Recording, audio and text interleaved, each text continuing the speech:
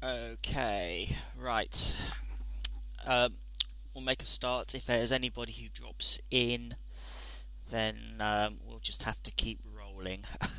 So, thanks for coming along to this very last session, session 11 on healing. It's a brand new one. This text is quite a big one. As I was saying earlier, I wrote this partly for the second book I'm going to be working on when I can get some time, and for the Children of Artemis, the summer gathering in a couple of months. We'll have a version of this too. But this is about 2 hours worth of me talking, so we will see what we can do. Okay, so as usual, questions in local chat. I'm me afterwards. You know who I am. You know where to find me. You've been here before. So that's good. What was I about to say? I was about to say something pretty useful then, but I can't remember. I'll just get on with the text. Right, so this talk is about my experiences and journey to understanding of my healing skills, capabilities, whatever you want to call it. Now, I know one of you, because you've been to my healing circle, has some possible skills. Free, do you have any healing experiences or practice, or just interested? Well, anyway, it doesn't really matter. So those of you who know me know I practice Reiki, but that's quite a late addition to my skill set, and is the result of a very long journey of discovery. And although it's not the end, it's still quite recent. Now, this talk isn't about Reiki. It's only a small fraction of what I do with my healing skills. So, the beginning. I'll start back there, which is a good place to start as any. Now, I can actually nail down my healing journey to a date. It's the 17th of June 1992, and we are almost, 20 years. Now, it was actually even lunchtime on that day because my routine at the time was to go to the local, go to our little eating area at work, where I would meet a friend of mine called Michelle, who's a medium and spiritualist, and we would have our little chats. And at one point on that day, that lunchtime, I chatting away, and she said to me, "Oh, I just want to hold. Can you give me your hand? For some reason, I need to touch it." So I gave her a hand, and can't remember if I felt anything, but something happened. But it wasn't until later that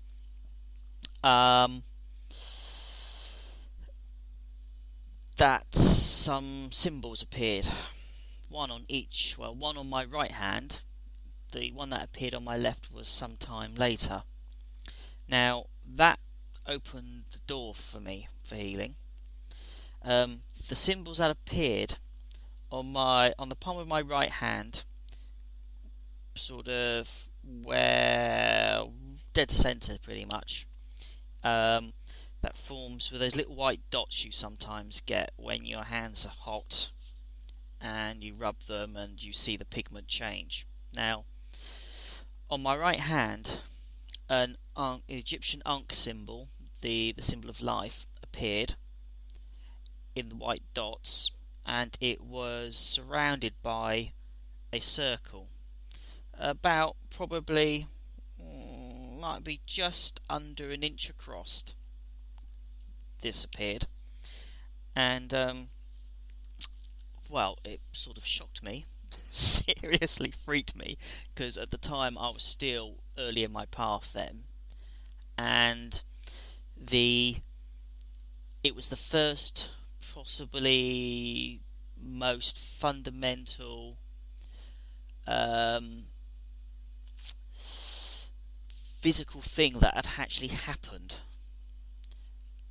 It was not something I could misinterpret as a trick of the mind. This was physical. I could see these shapes. Now, okay, magic eye pictures and all of that, and the ink blot pictures in psychology, you can make things out of any shape.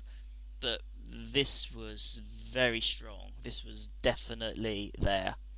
So it lingered, and it seemed to repeat every time I was doing some kind of meditation or ritual work, spell work, or whatever. So I wasn't quite sure what this was. Michelle wasn't sure what this was, and so I left it at that. But I had this sniggly thinking something to do with healing, but I didn't know anything about healing. All I knew at that time, and the things that I saw, I think it was actually about a week or two later, I actually felt quite ill and had the day off work, a few days off work, which, was a flu in the middle of summer, which for the UK is not unusual. So, but what was unusual was while I was watching the TV, a TV program on spiritual healing popped up, which was fortuitous, and a point in there really appealed to me, and it was the point of having warm or hot hands during healing. The spontaneous heat build on your hands, and that's what sort of perked my interest. I thought, well, for years I've had warm hands. Suddenly, for no reason, if I'm out and about, suddenly they just start burning. And then, so I was able to link that to it, but I still could not work out what these symbols were. The Ankh symbol is a symbol of life, it's a vitality, a positive energy, so maybe that's what it was about, but still, no idea. And of course, that hieroglyph, the life symbol of life's okay, but there's no hieroglyph that I know with it within a circle. So I left that part of my path. I had no idea what it was or how to proceed with it.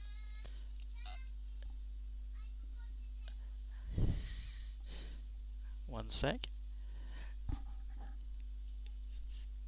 Put them down. Put them down.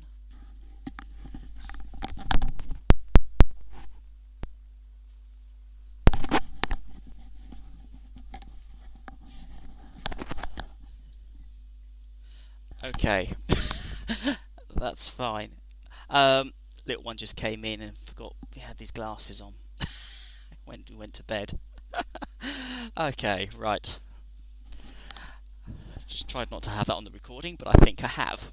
Never mind. I might have to do some editing then. So, back to the text.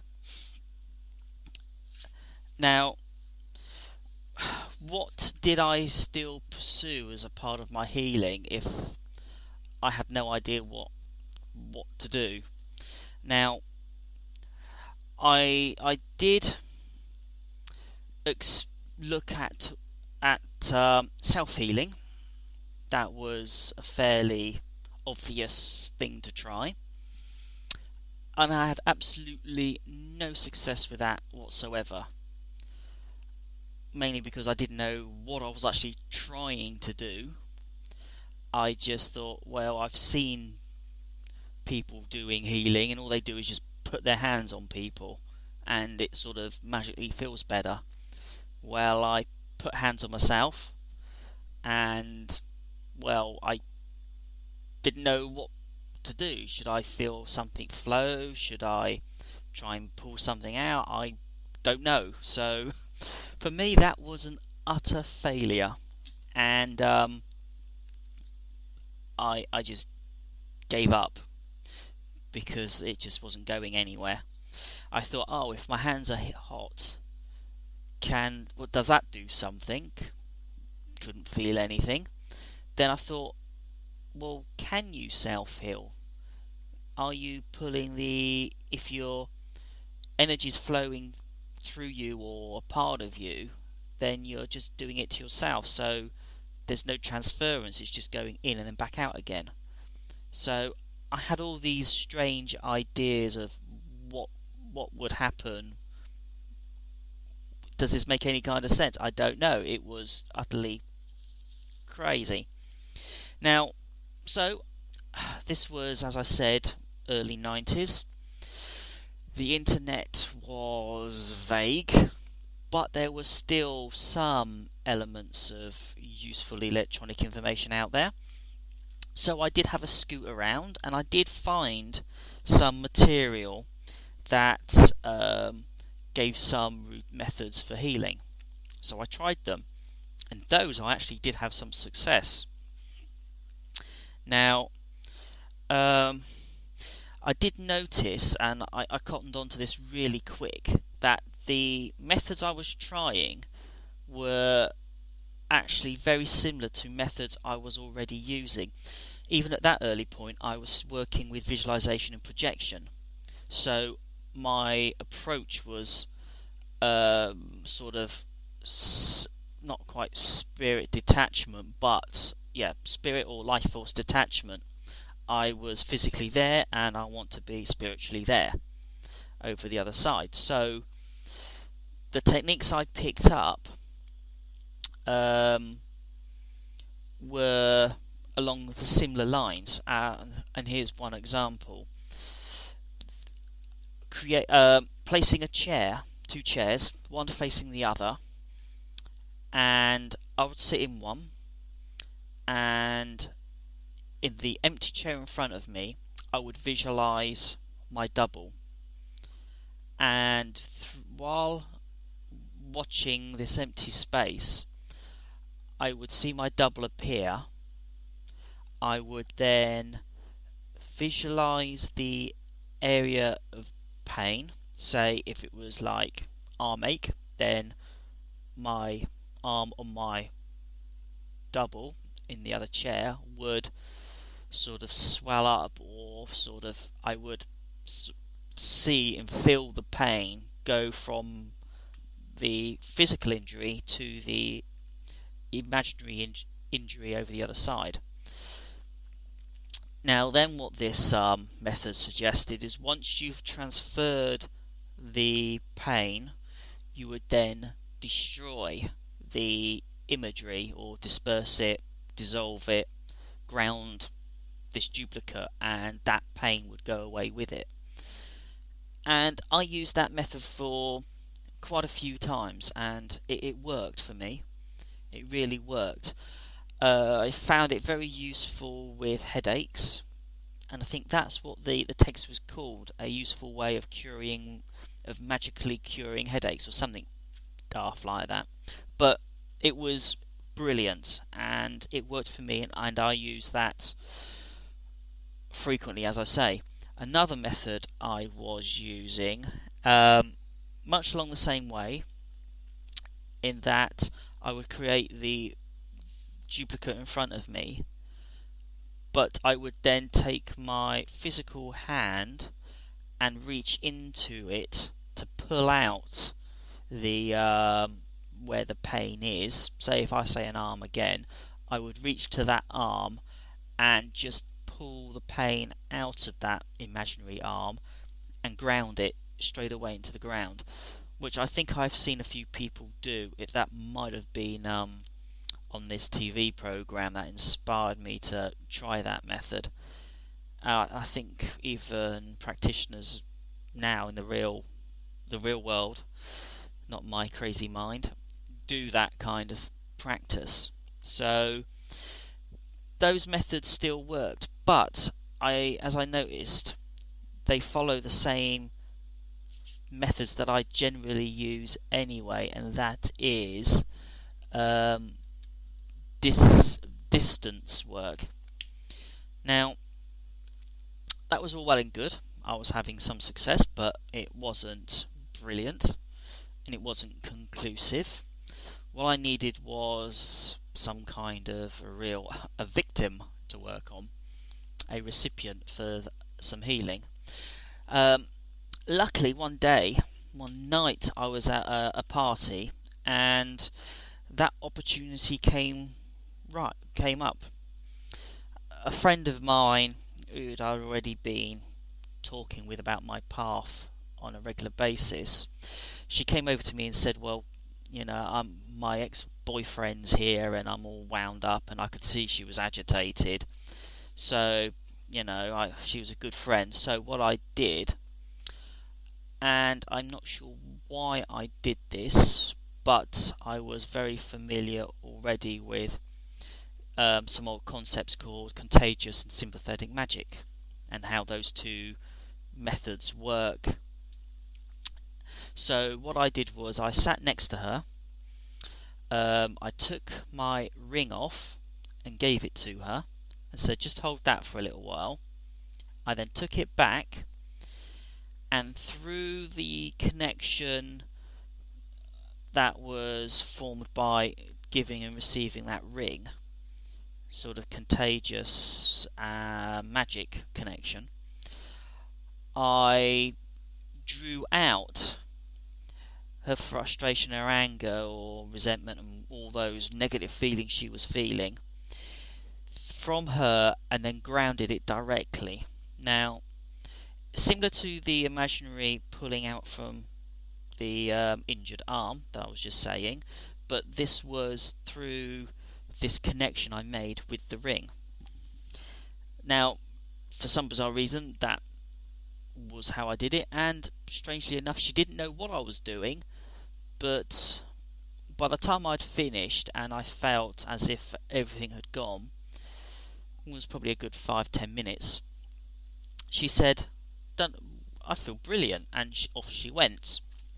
Mind you, by the end of the evening, it was a long night, and she wasn't feeling too great at the end of it.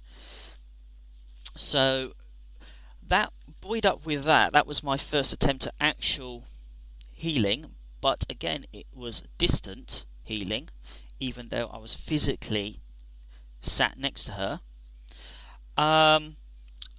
I had another lucky experience. Now, I'm not sure how this distance healing works. I think partly it's due to empathic connections, or contagious or sympathetic in those cases where connection has physically been made and established. But there are other forms, and I'm going to come to those again in a sec. Now, several years went by after this first healing, and healing still was something I hadn't experienced much of afterwards. It just wasn't my path, so I ignored it and took another opportunity when it arrived, which, as I said, several years went past before that option came back. Now, this was because a friend of mine was having a real hard time, and I attempted to do some dream work. The idea was that we would meet in dream and see if I could establish some kind of way to ground all these negative thoughts she was having. Again, this is in the realms of projection, distant healing methods, and surprisingly, and this was the scary thing for both of us, she was very dubious about this. She didn't know what if this was actually possible. Actually, I didn't know it was possible, but I was willing to give it a go. I went to her in dream. I described the room. On return, I described the room, and strangely enough, I was spot on.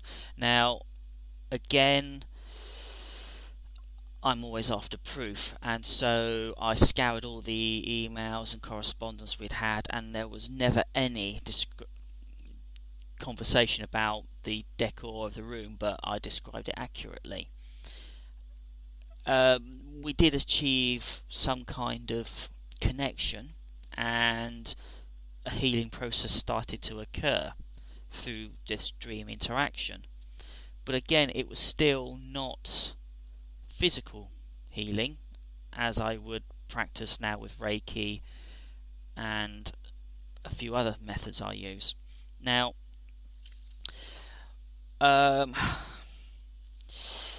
this again leads me back to these symbols. Every now and again I would dip in to asking around if these symbols were of any use or what they were, and still, even then, this was sort of several years ago now, I was still getting nowhere. So again, I continued, and I found my way onto Second Life. Now, again, I encountered distant healing, and this is where I've had huge success, and it's no pitch because we're in Second Life doing this, but by then, this time, my goddess and I were well established, but still no clues about healing at all. It wasn't a part of my skill set still at this point. It was wild stab in the darks. So, but what happened in Second Life was really quite amazing. Occasionally, now and again, I would just be in a conversation with someone, and something would happen, and conversation would be about my path, and someone would get all excited and interested and want to know more, and then I'd start talking about my goddess of healing and protection, and then for some bizarre reason, this person would then start saying, well, they need some healing, or they have a problem. Would my goddess help? Or can I help? At that point, I would feel a little urge from my goddess, a little nudge, saying, yep, you need to help this person, and something would actually start occurring. If the person was of a spiritual path, which generally most people were because of the places I frequent on Second Life, then I would I would sort of establish a connection, and this was the weirdest part, and this is where distant healing is interesting, that all I have is possibly their AV name. I don't know who they are, really. A few people I've met in real life, but mostly it'd be a complete stranger that I don't know who they are, I don't know what they look like or where they are, but I would get this sort of rapport going. And I think because with Second Life in particular, this virtual environment, you are focused on the text chat, so you don't need to worry about any of the body language or any of the other stuff. You pick up all of that person's personality from what they are saying in text, and because that's your only focal point, you have a good conversation and it's sort of naturally flowing. You can sort of pick something up. It's like even on the telephone. Okay, you've got the voice, so you are reading emotion, personality from intonation, their phrasing, and all of that. So at that point you don't have a visual cues, you just have audio cues, which can convey more information than just text, but it's still cues nonetheless. So what I think also was happening here is because my goddess is sort of nudging, she already knows where this person is and knows everything about them. Whether that's because this rapport that I'm building is generating mental brainwaves that are in sync on two different places, and she's pinpointing that, or she's a goddess, she can just do what she likes, although I have seen her limits. So I don't know. A connection occurs, and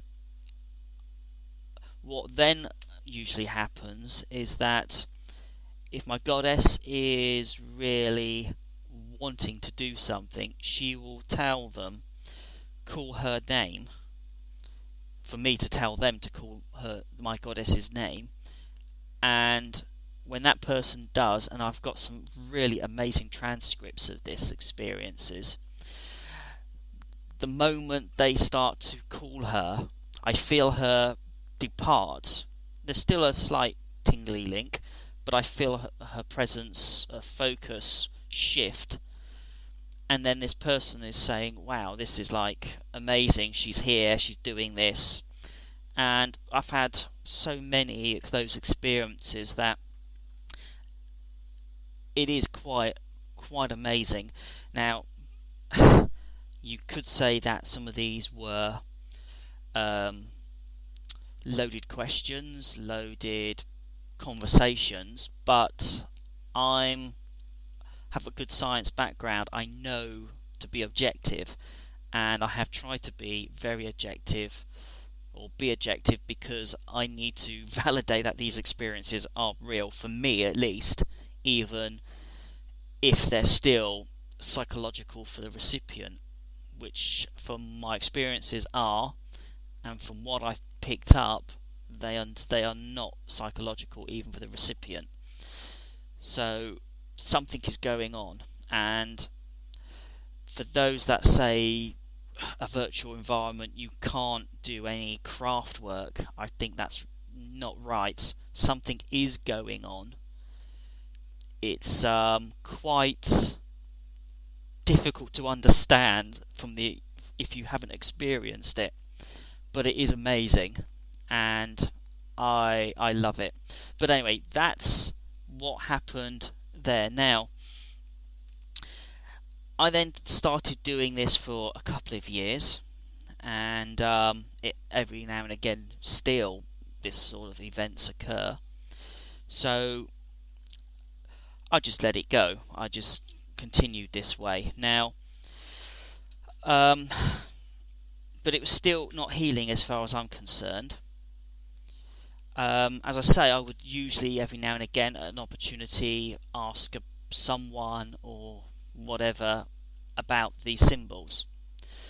Now, what happened was probably 3 years ago, 2 or 3 years ago, I asked on the Children of Artemis forum about these symbols, and someone pointed out that Reiki has these symbols sometimes.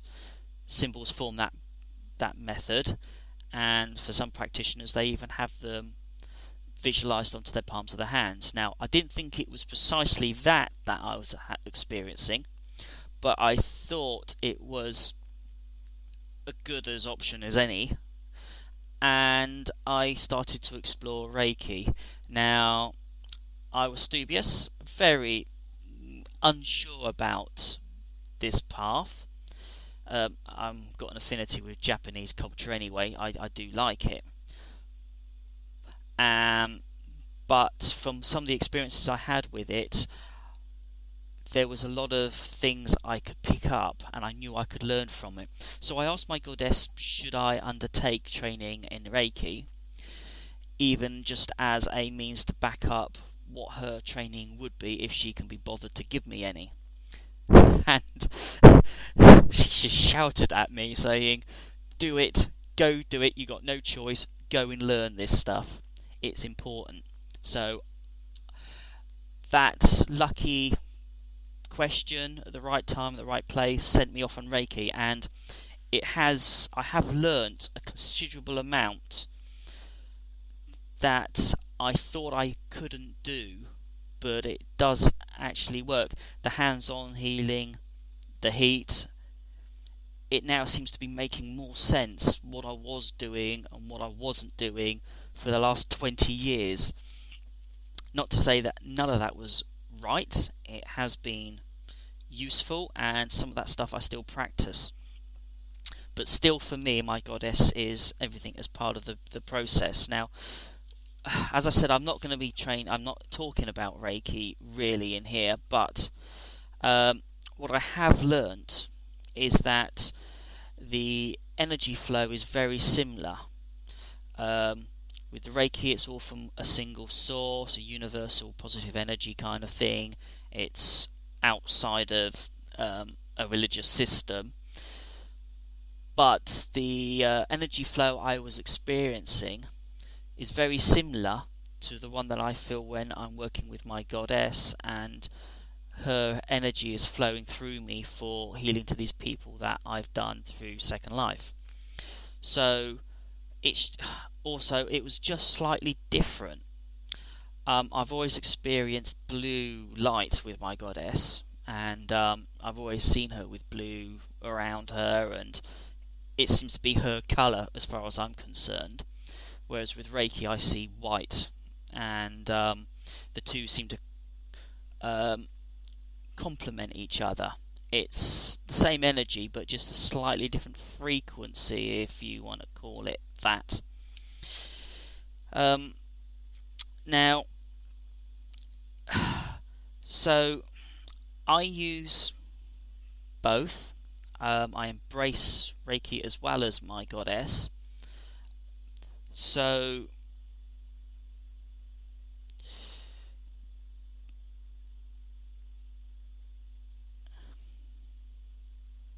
now this is I don't understand through all these years why my goddess wasn't showing me this, and just perhaps I just wasn't ready at that time, and that's the only thing I can think of. She's been very free with her information over the years, and I think that's probably the reason. Now is the time for my healing journey to begin.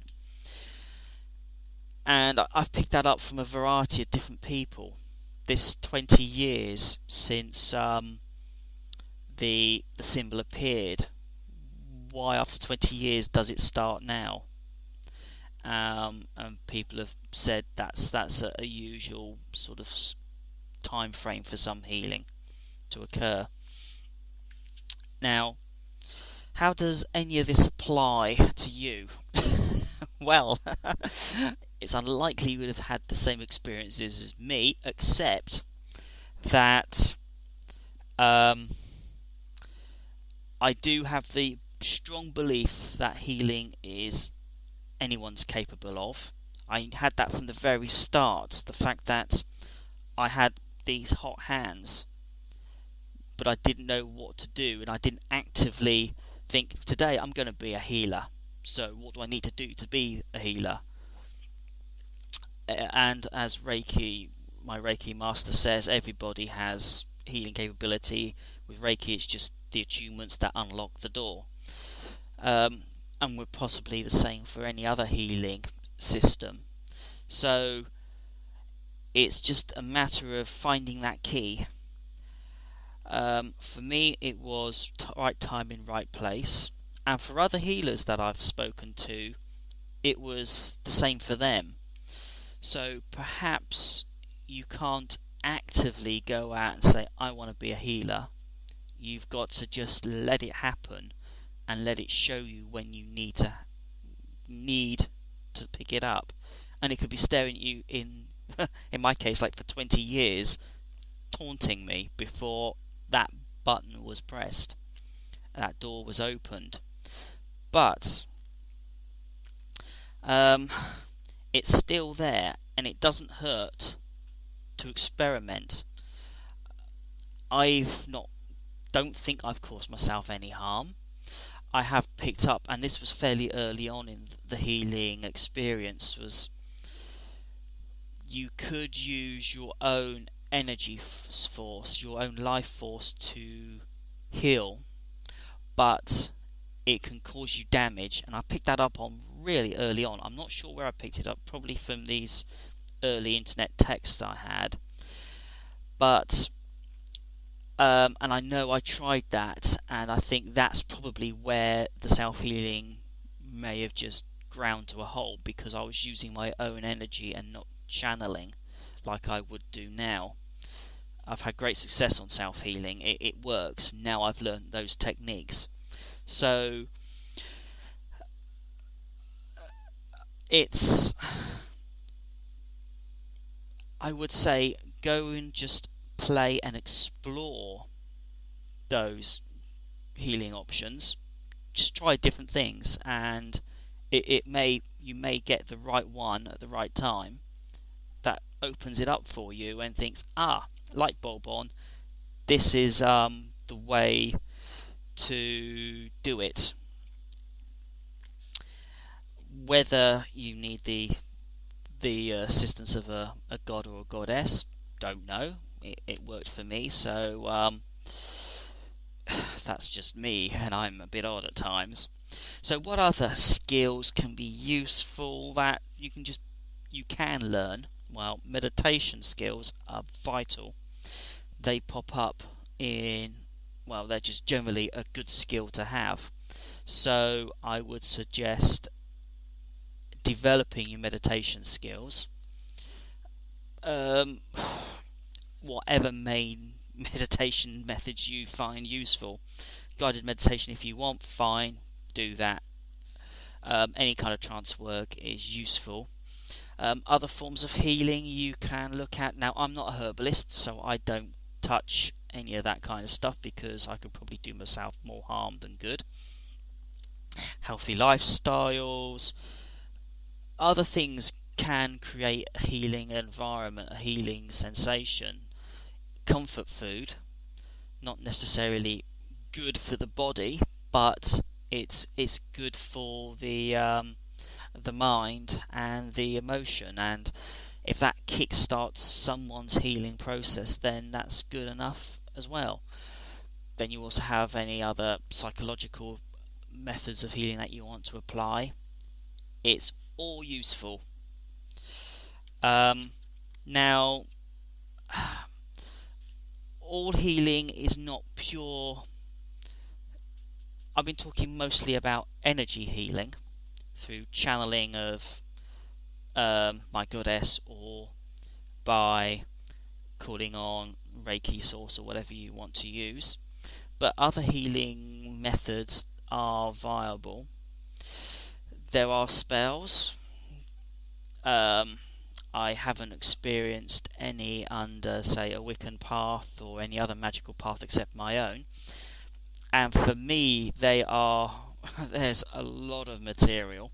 An Egyptian path has some of the classic, the Greco-Romano papyrus, the Leiden medical papyrus, that has some amazing spells for healing. There's sort of a combination of medical diagnosis, treatment, and magic combining all together. So I recently did a conference, been to a conference on divination, on Egyptian divination up in London recently, and we covered some of these magical papyri. They are very interesting. Now, there's one, and it's an invocation, but for me it's a means of bringing my goddess energy to work, and it's a common sort of script. It's used by many different papyri, spells, or rubrics, or whatever you want, utterances, however you want to call them. Usually ascribed to Isis, but in this case I'm using it for my goddess, and it goes It is not I who utters it, it is not I who repeats it, and in my case it's Salket who utters it, and it is she who repeats it, which is quite a nice invocation to pull in the energy of a divine being to shine down and just fill your whole self with positive energy. It's sort of, well, it doesn't sort of, it's explicitly saying that you're allowing a channeling to occur. And if you have a close connection with a divine being, then perhaps you just need to, I wouldn't say just ask it to give you healing, but to guide you. Many paths have a certain patron for healing, and it could just be a matter of petitioning and exploring a new aspect of a divine being to see whether that can open up some avenues for you. Now, one of the side effects of any healing energy work or any healing process I've experienced is heat, and huge amounts of heat. When I go to a Reiki share, for example, by the end of it, after about 3 hours, I am bouncing off the ceiling. I am hyper, I am buzzing. It's incredibly empowering. Now, some people have said that I'm not grounding properly, but oh, I'm grounding. It's just that I feel so incredibly positive, alive, so vigorous. Is that a good word to use? I don't know. But it's full of energy, full of life, and that's a good thing to be. Healing is a part of healing yourself as well as other people. Now, as my master tells me, my Reiki master. Now, other forms, parts of healing that seems, yes, energized. It's very energizing. We usually finish by about 11 o'clock, 10, 11 o'clock, and I just do not sleep. I am so off the wall. It's brilliant. I wouldn't give it up for anything. Now, under some healing method systems, and Reiki is one, but I don't practice, well, I wouldn't say it's under Reiki.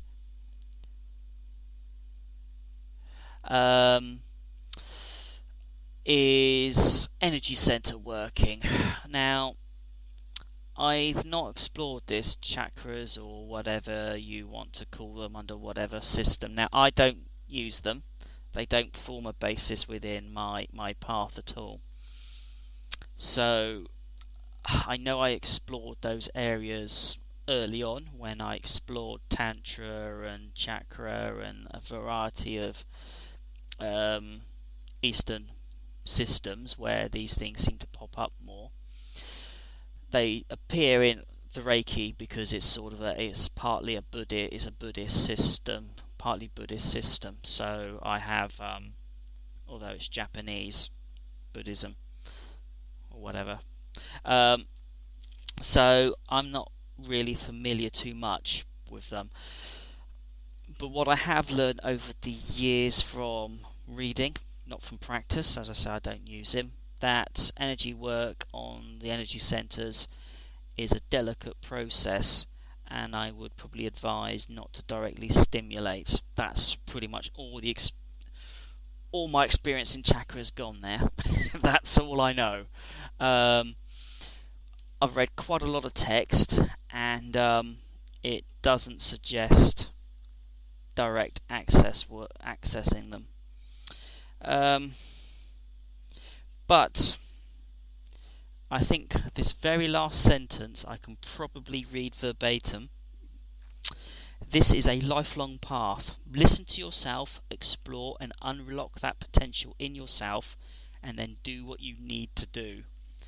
That is really what it comes down to with healing. It is a lifelong task, path, and I think this year in particular for me, healing is taking a major role. Previously, it was knowing about know thyself, but now I have sort of shifted away, and the focus is obviously through all this talking that I do to talk about my experiences, and this year in particular is healing. I don't know to what end, but it's to help, is most likely, and it's what my goddess wants me to do, so I'm willing to do it. Wow, I think I got through that okay. Thank you for bearing with me. That was two hours condensed into one. If there's any questions, or I think I've already thrown out the text, so that's not a problem. As I wind up, thank you for coming along. you, you, you read faster than I talk. Yeah, but I had to think a little bit as well. So trying to catch a paragraph into a sentence. But thank you for coming along. This was the last session of this series. I shall be sorting out the schedule to start again in 2 weeks from the beginning. Yay! Although I think we'll have summer in the way, so there will be a gap. But I will have my healing circle again in a couple of weeks, so I will no doubt be back then.